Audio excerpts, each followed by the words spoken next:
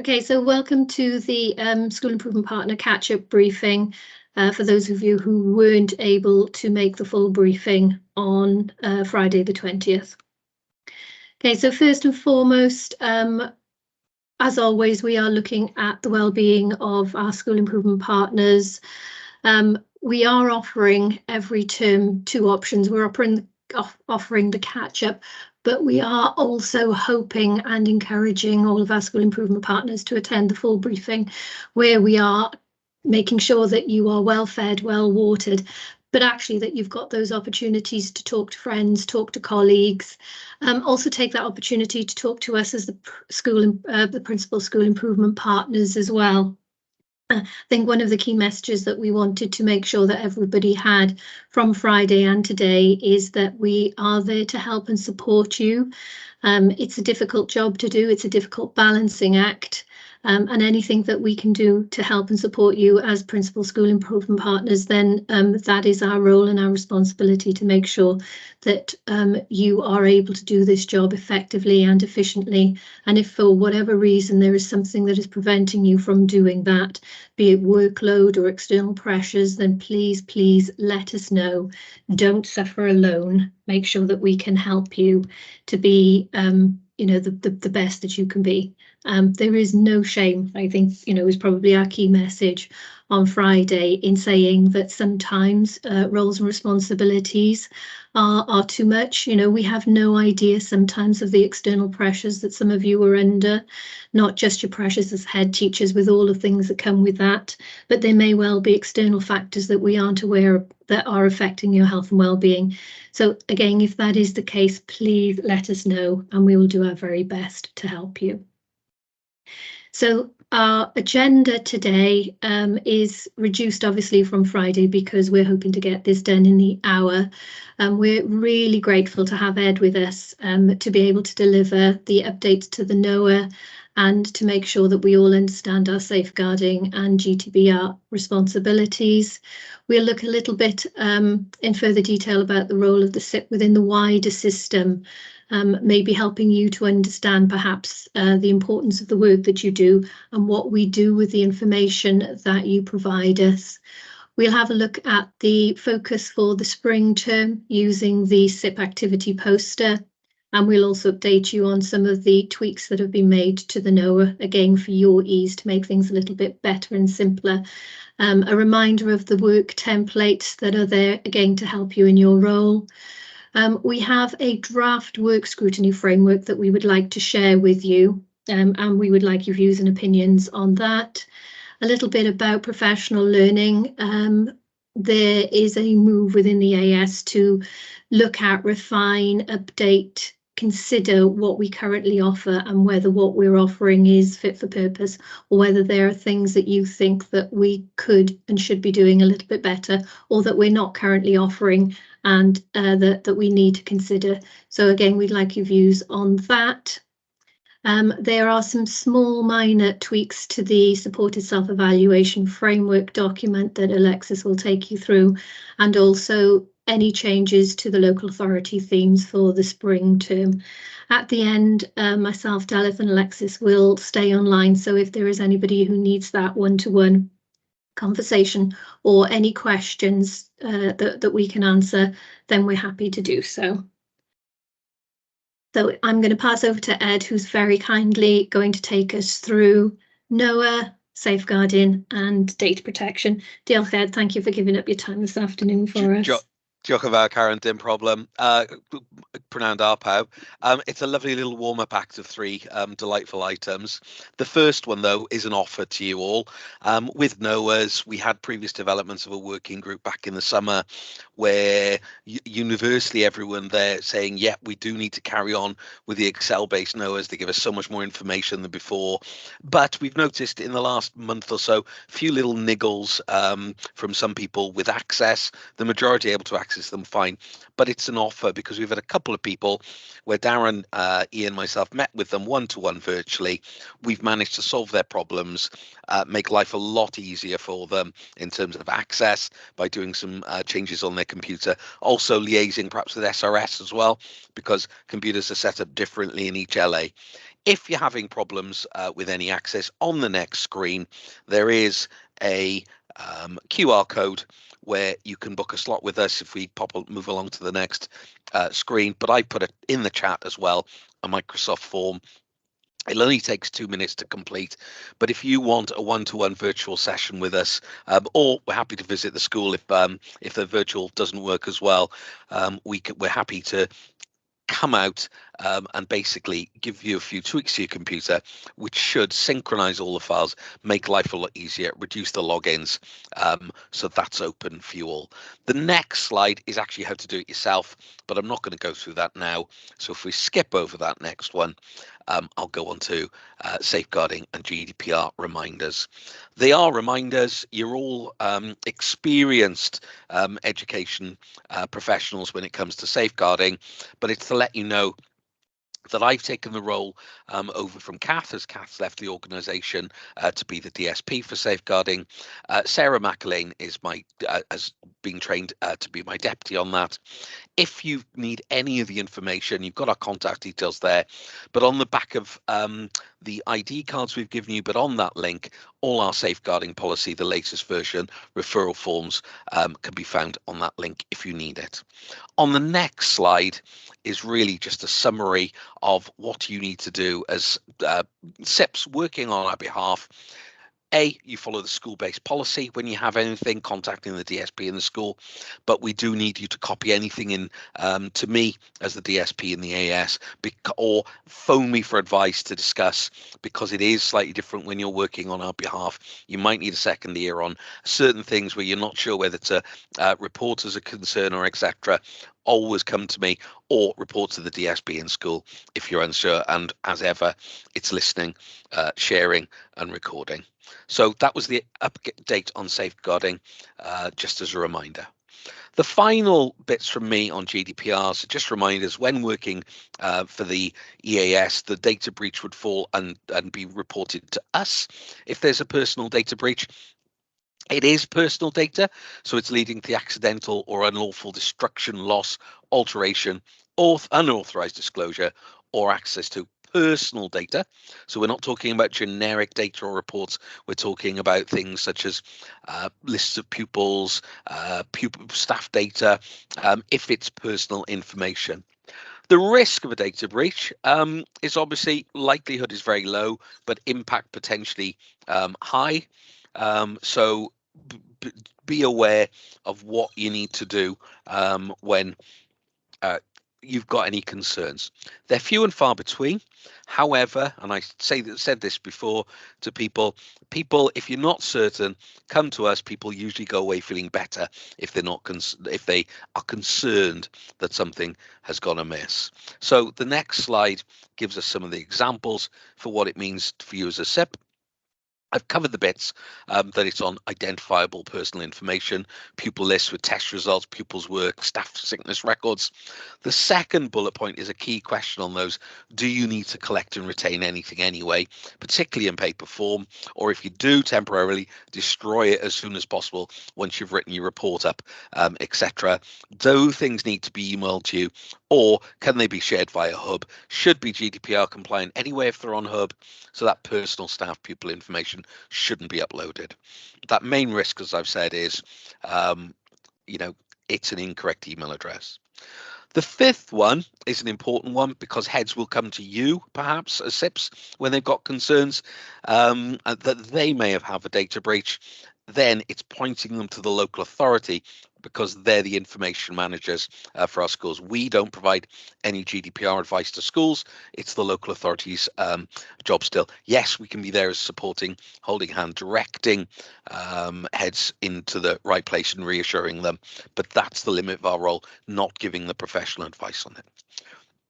That was it from me. I said I'd be brief. I've stopped through it faster than Friday. But if any questions, happy for people to put their hand up and ask a question. The final slide is notify us sooner rather than later, and that's the email address to do it. Or you can email me, quite frankly, as well, because I'm sure you pretty much all know my email address out there. Diolch yn fawr iawn, pawb. Diolch yn fawr. Thank you very much, Ed. Are you No staying problem. with us or are you moving on? I'm meeting at 1:30, so I'm going to head off for that. Thanks, Karen. Thank Diolch you, yn we fawr. appreciate it. Diolch, thank you, Ed. Okay, so just a reminder there, anything that you are concerned, worried about that is GDPR or safeguarding, please contact your PSIP, but also make sure that you contact Ed as well. Okay, so one thing that Jonathan, our new assistant director, talked about on Friday was the importance that you play as SIPs within the wider system.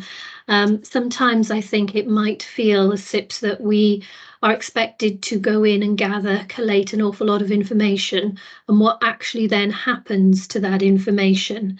And we do need it because we share it with a much larger and often quite a complex system of people and a wide range of stakeholders and audiences, both within and beyond the local authorities.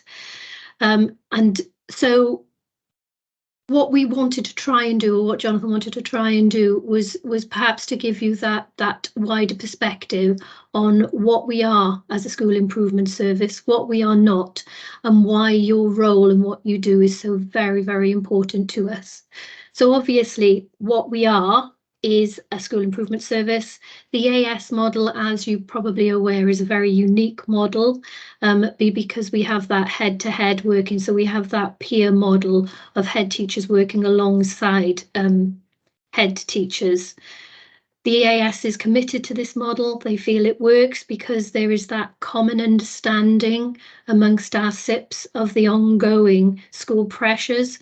So that means that our SIPs perhaps can build better and more effective relationships, have those trusting relationships, and there is that high level of respect about working alongside and working together with our schools so that we can celebrate their successes as well as recognise and support where they might need areas of development. However, as always, it is important to note that we are not ESTIN and we are not inspectors, so that when we do go in for supported self-evaluation activities, we are there to find those areas of development, but what we are not there to do is judge. One thing again we talked about, and this links really, I suppose, to well-being. Oh, beg your pardon.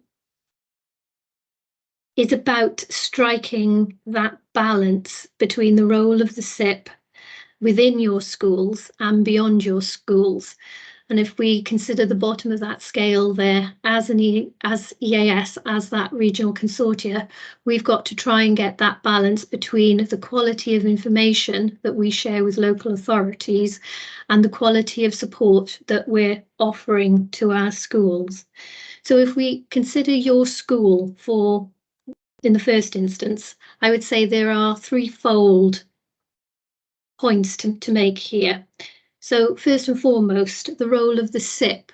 There is financial compensation for that role that allows you to support and release senior leaders within your school so that you can go and do your job effectively and efficiently.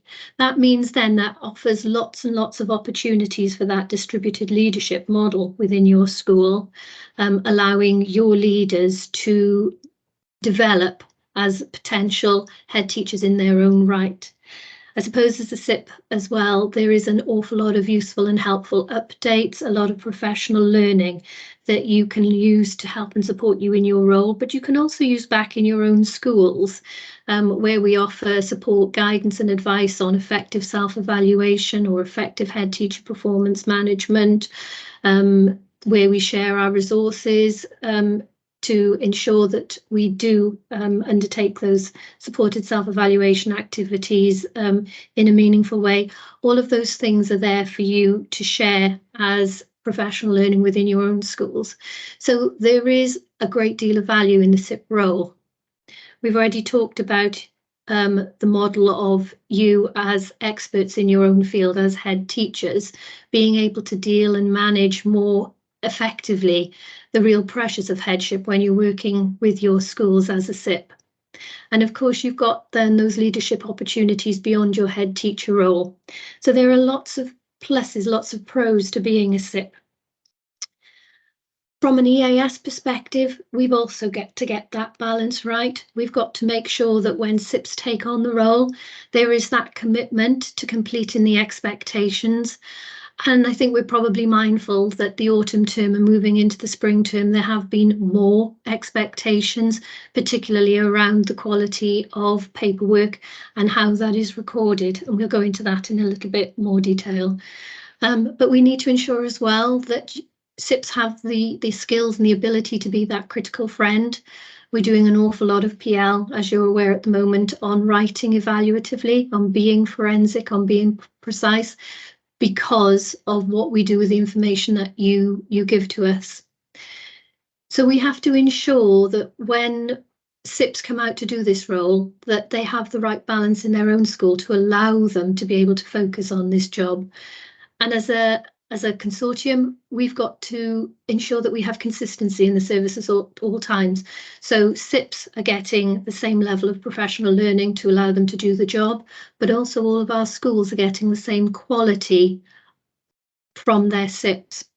And with parents, sometimes there perhaps feels a little bit more pressure than there used to be. But again, so that we can best support the local authorities, and we are funded partly by those local authorities, we have to be able to quality assure that what is going on in schools actually is fit for purpose. So these quite interesting conversations that we had on Friday, and sometimes, you know, as a head teacher, a busy head teacher, there isn't always that balance between your SIP role and your head teacher role. So again, as part of our well-being, we want to try and get you to understand why we're asking you to do the things, the vital importance of making sure that the paperwork is in place and up to date. And so we do have our non-negotiables through our SIP processes and through our activity poster.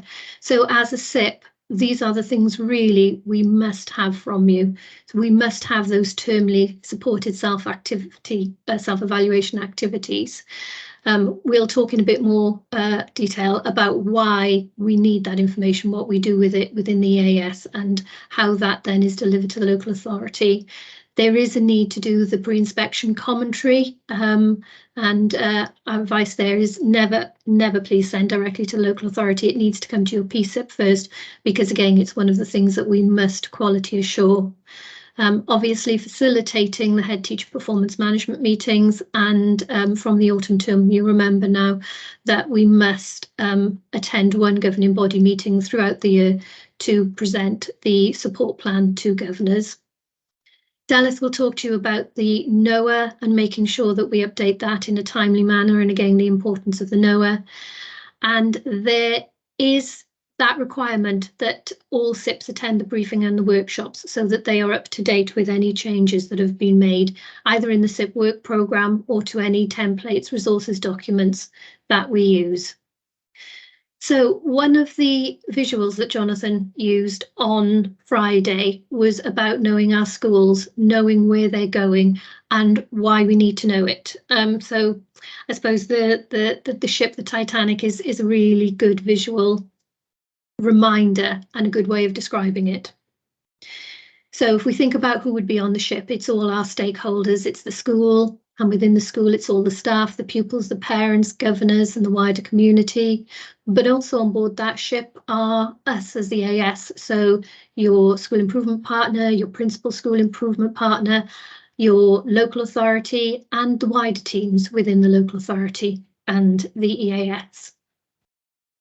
If we have that information on our schools, if you as a SIP are getting in there, establishing those relationships with the head teacher, completing the paperwork, we have a real understanding of that ship, of that school. We know where it's heading. We know the strengths, we know the shortcomings, we know what we need to work on. There may still be issues within that school, but actually we all know about it and we have got plans in place to deal with them.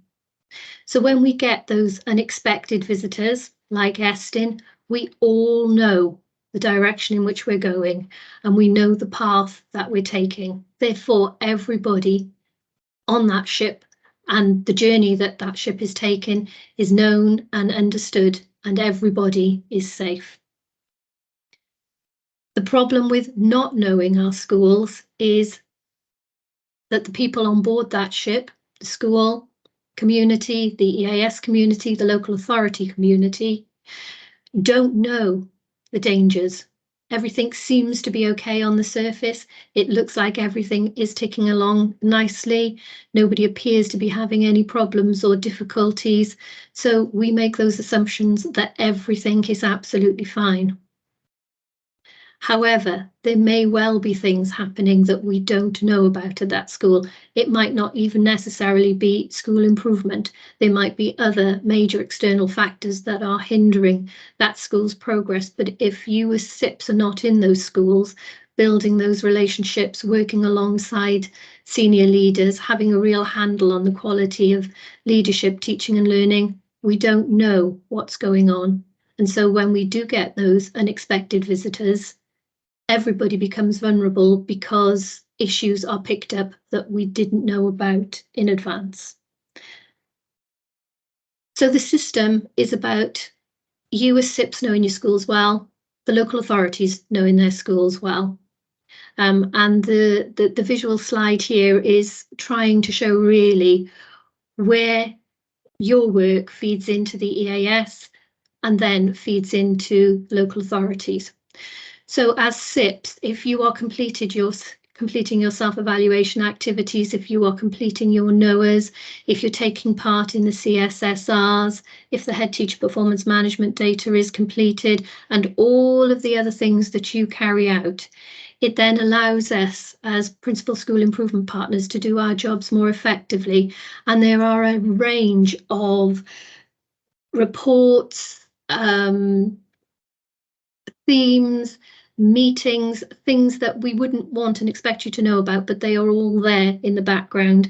And as an acting, or as a head teacher and as a SIP, these are the things that I wasn't aware of. As a principal school improvement partner, it's very clear to me now that if I didn't do my job as a SIP properly, then my PSIP would have been in a compromising situation.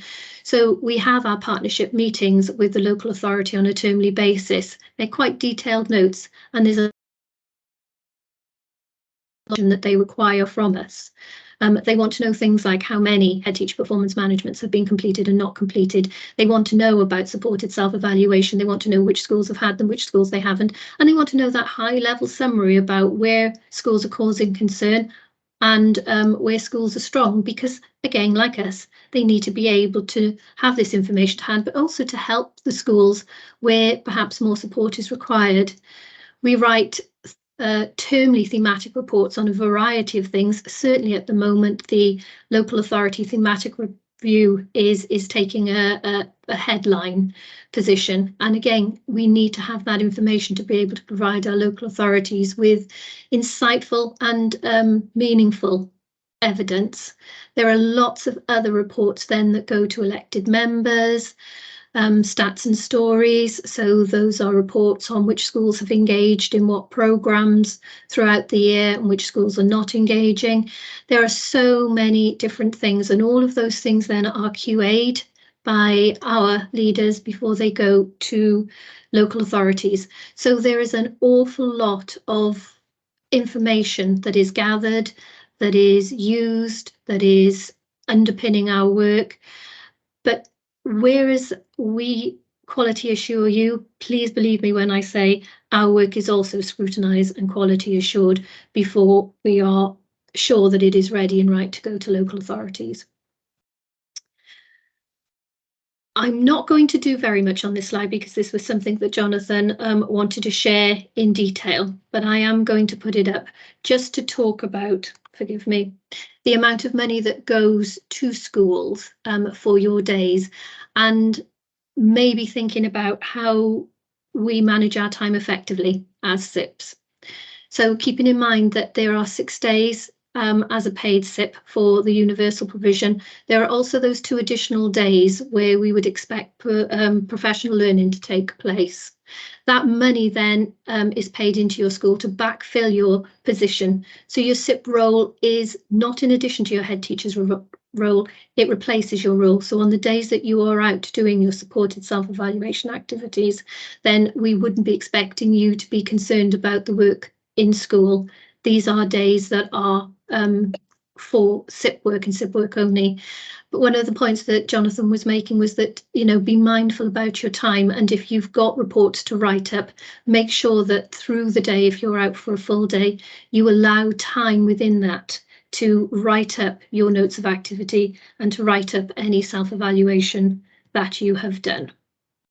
Okay, that is me, I think, done. So I'm going to hand over to Delyth, who's just going to take you through the spring term activity. Diolch, Del. Diolch Karen, a prynhawn da I chi gyd. Good afternoon to you all. I hope you've all had a good start to the spring term. And can I apologise beforehand because I've got a dreadful cough and cold, so I may need to stop now and again to have a good old cough before I can carry on. The next few slides are a quick pit stop really, looking at the SIP activity poster and a quick reminder of this term's activities. Now, we've had some very, very positive feedback regarding the poster, and that the majority of you found it a useful reference in order to keep you on track with your SIP role among all the other important things that you have to do on a day-to-day basis. And I think one of the reasons behind that is that you as SIPs and head teachers had a lot of input in designing both the posters, and I think that's been very, very valuable. So with regards to the autumn term activities, they should all now be completed and all the evidence recorded in the NOA and uploaded to the school's SharePoint. You may or may not have attended a governor's meeting to provide an overview of your support. If you have, then great. If not, then please contact your head teacher as soon as possible in order to get the date of their next GB meeting or their summer term meeting and request that this is added to the agenda. And what I did with mine, I asked to be first on the agenda. So once they'd done all the pleasantries right at the beginning, I did my bit. It took about half an hour and then I could leave. If you can get those dates in your diaries, that would be great. Now, all pre-inspection commentaries should now be in draft form and uploaded. And of course, if your school does get a nesting call, then they will need to be updated and amended with any current changes. Once this is done, as Karen said, please don't send them to the LA. Please forward the report to your PSIP to QA the document, and then they will send it on to the LA. As you know, there is a very short window for the pre-inspection commentaries. It's a 3-day turnaround on this document. So making sure that the pre-inspection commentary is there in draft form is very important, and it will lighten your load at the end of the day. Don't forget as well that you will also be required to attend the feedback meeting unless the school is in significant improvement or already in significant improvement or special measures. In this case, the PSIP usually attends the monitoring visit feedback meeting, but you will be expected to attend the feedback meeting for a general inspection. Some of you will already have been involved in a CSSR, and this is just a reminder really that it's your responsibility as a SIP to liaise with the head teacher regarding the planning of that day and to complete the paperwork at the end of the process. Now, we ask you please to use the SSEF form for this activity and not the template provided in the handbook. Use the timetable that's in the handbook, that's great, but don't use the template for recording the activity itself. As the SSEF now is a more detailed form and it ensures more consistency across the region, but Alexis is going to touch on that later on in the briefing. So regards to this term's activities, they are, hopefully you've already had a general well-being check-in with your head teacher. If not, if you could do that over the next week or so. Just a quick call, ensuring that all is okay, and offer of general support and advice, and these can be physical or virtual meetings. To complete a self-evaluation activity aligned to the school's MER calendar. Following this, the self-evaluation form will need to be completed and uploaded to the school's SharePoint. Now, you don't need to record this activity on the NOA anymore. This can be done by just noting the date on the single plan overview. We'll come back to that in a second. And don't forget as well that you will need to plan in, as part of that day, a discussion on the specific LA theme as part of that visit. Again, you'll get more information with regards to that later on. Again, this term, you'll need to update the PIC, as I said before, and complete the SDP progress commentary that's on the single plan overview.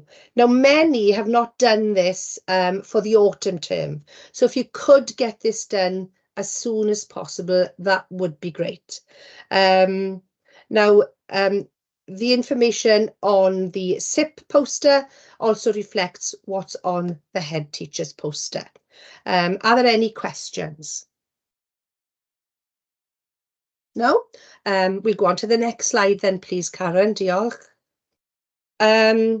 Now, on the back of what Karen said earlier, I can't stress enough the importance of completing the NOA in a timely fashion. Anything you do with the school in line with your role as a school improvement partner should be recorded on the NOA, because this is our go-to place for all the information regarding the support that we provide, and the LA also have access to this document. The only thing that you now don't need to record is the termly self-evaluation activity and the head teacher's performance management meeting. Any additional self-evaluation activities do need to be recorded on the NOA. So just some top tips here for recording on the NOA. These are, if you could use a separate line or type of activity on a separate line, or a new entry in the NOA if you do a separate activity during a visit. For example, if in one visit you want to take a book look and also have a conversation on grant spend, then they should be recorded on separate notes.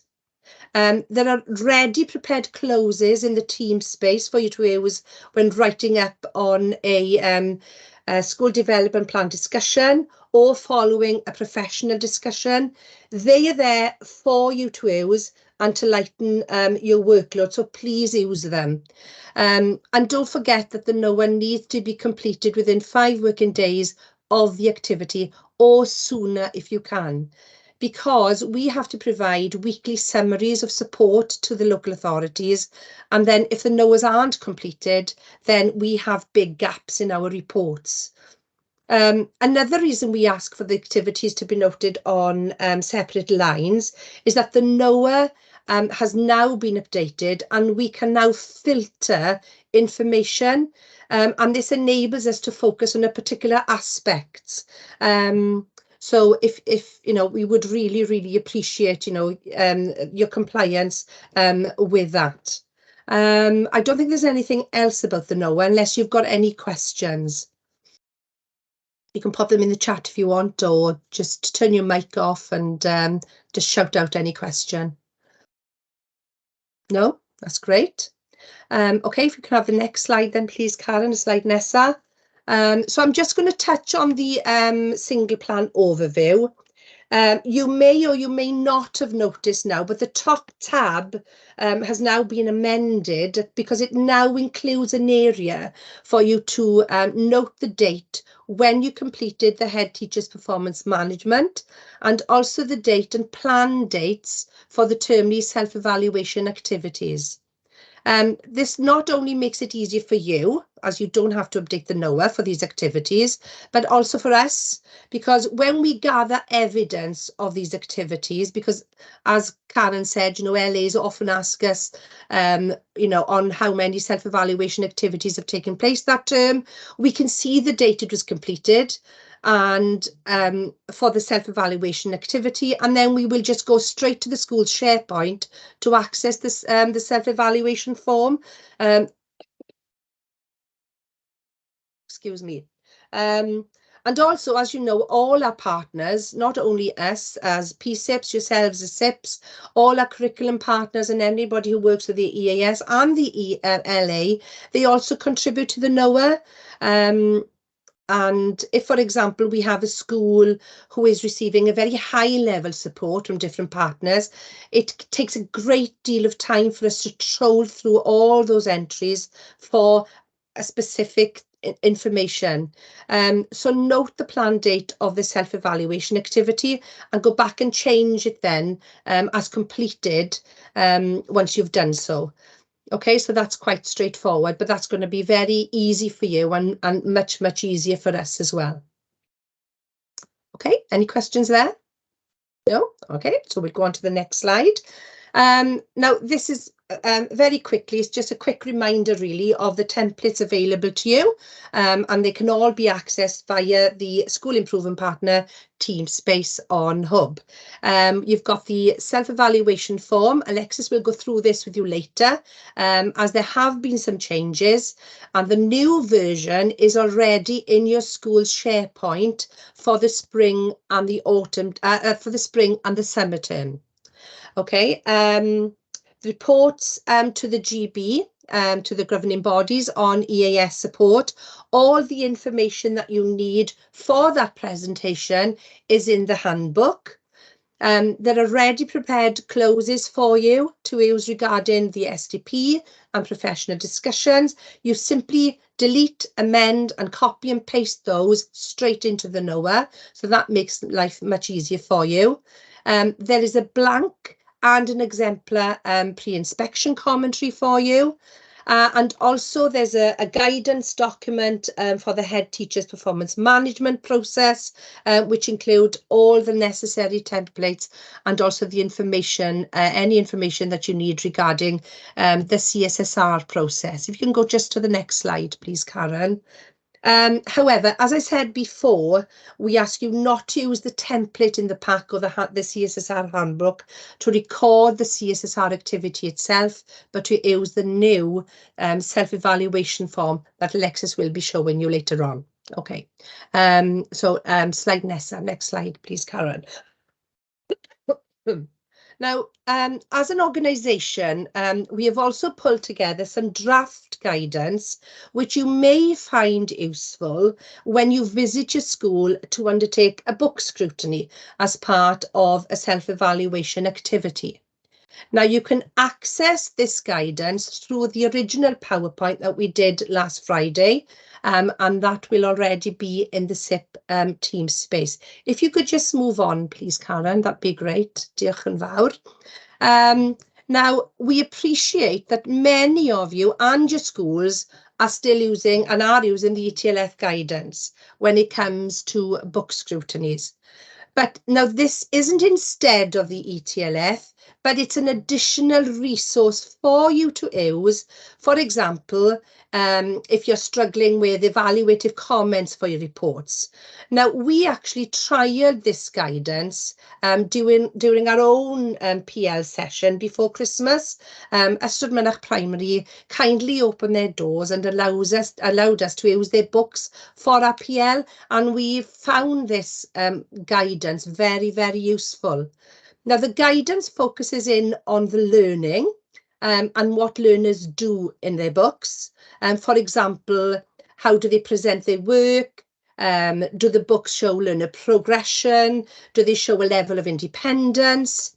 Is there reference to collaborative work? Do they use cross-curricular skills? And are the expectations high for all learners? So really, it's just a little, it's like a crib sheet really, of what you could and should be looking out for when doing a book scrutiny, when considering the learning. Now, there's also guidance, if we can move on, please, Karen, on the teaching. And how well does teaching and assessment support the delivery of the school's curriculum?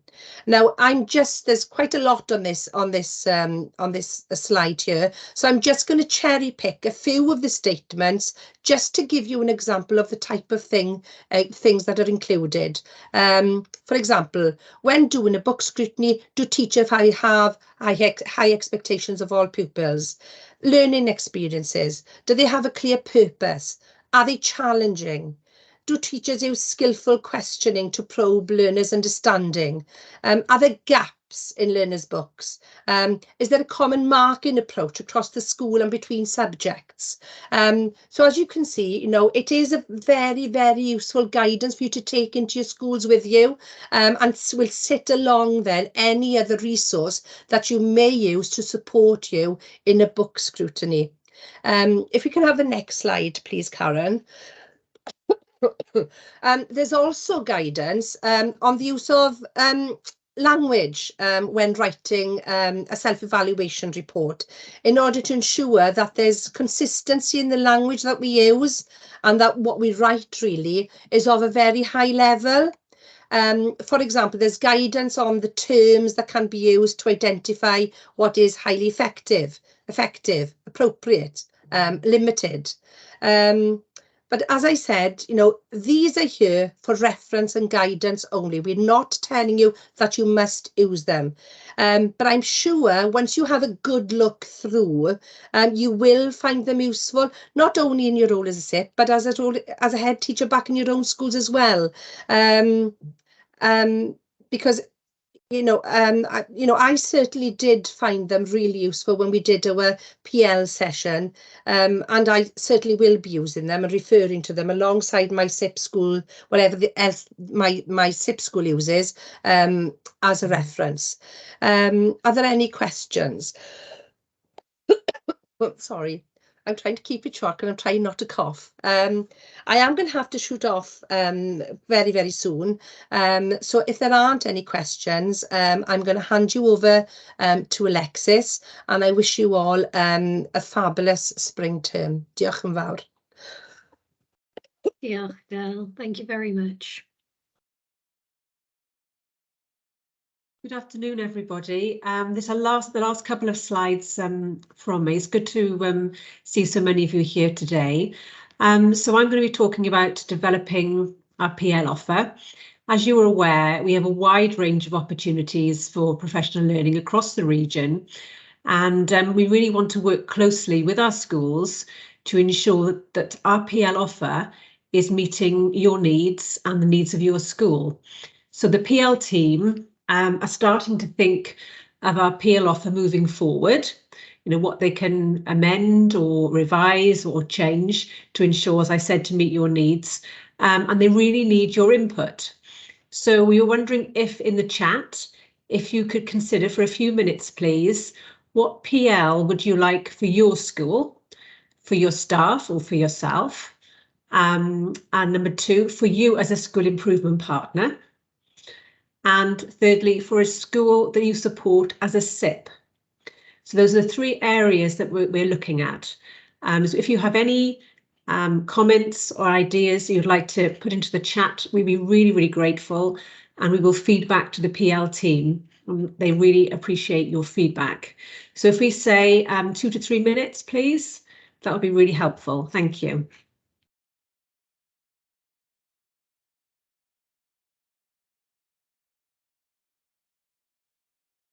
Can't see the chat, Alexis, because I'm presenting, but That's okay. I think I can. One thing for me, and I'm not sure it would be the same for other school improvement partners, I would like a little bit more help and support on writing precise pre-inspection commentaries. I know there's a lot of work that goes into them, but I also know that the ones that I've written certainly have been too long and almost too narrative driven. So for me, in the summer term, and this is speaking as a PSIP and a SIP, I wonder if there's something we can do around being really precise, really forensic with how we write the pre-inspection commentary. We've got the templates and we've got the pro formas, but I'm not sure they're still fit for purpose. I think that's a really good point, Karen. It could be anything regarding professional, any sort of type of professional learning. And we're talking about here, not necessarily, as I said, as your role as a SIP, but for your own school or the school or schools that you support as a school improvement partner. So any ideas from anyone?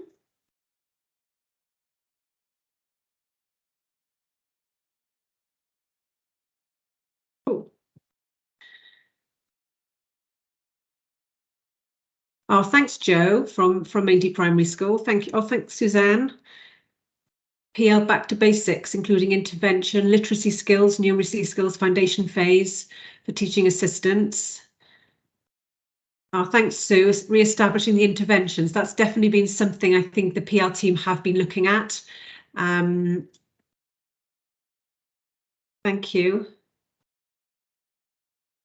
Funding to engage as a team in activities. In the past, this has been Colourworks, agile leadership. Okay, and also as a SIP, Joe, you mentioned funding for executive coaching and mentoring. That was, yeah, okay, great. That's some really great ideas here. Thank you.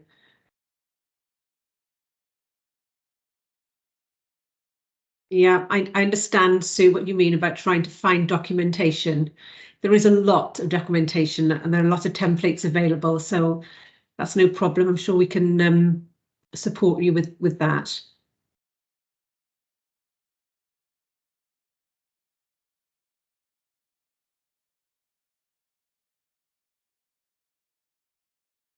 Yeah, quite a few people mentioned support for literacy and numeracy within school. And I certainly think that's really important because lots of schools are doing lots of different things. That's fantastic. Thank you very much, everyone. Thank you for your comments. That's really, really helpful. I'll make sure that the PL team receive this information. Thank you. Okay, I think we'll move on, please, Karen. Okay, so just as I said, the last few slides from me.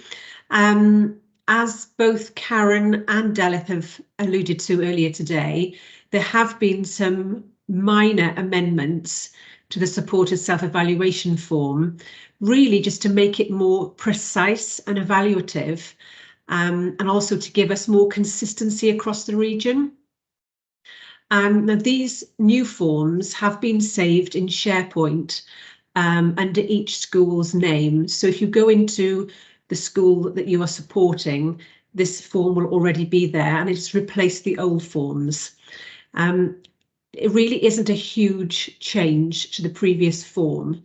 The initial part of the form is very much the same. In the first box, it talks about, you know, what you're going to be focusing on when you go into schools, what's going to be the thing that you're going to be working on with the head teacher. The main difference with this form is that there are sort of two sections for the analysis. So the first section is where you put all the evidence into the form. So for example, if you're undertaking a book scrutiny and you're looking at different books from different year groups, the first section of the form, you could put all that information in. So you could write what you see in year 2 or year 4 or year 6.